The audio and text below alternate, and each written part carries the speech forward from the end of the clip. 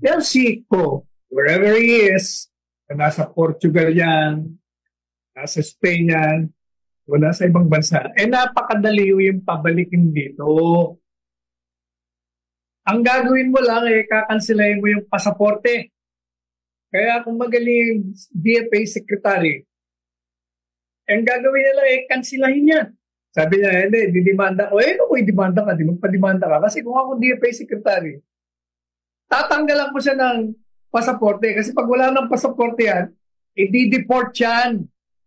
Kung nasaan man siyang basa, dadalhin dito. O i-demanda ko, di-demanda mo ko. Ano mo i-demanda mo ko? Di-kulong mo ko. Basta nakabalik yan dito. Pangalawa, kung ayaw mo naman mademanda, madali pa rin. Anong gagawin?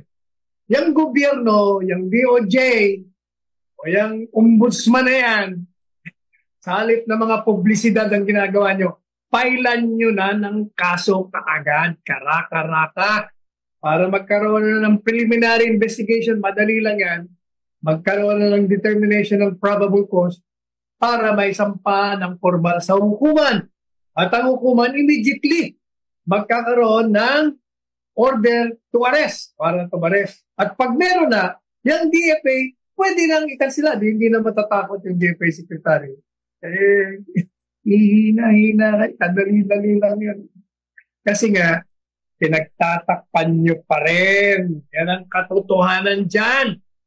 Pinagtatakpan nyo. Ayaw nyong pa-arrestuin. Ayaw nyong pakansila.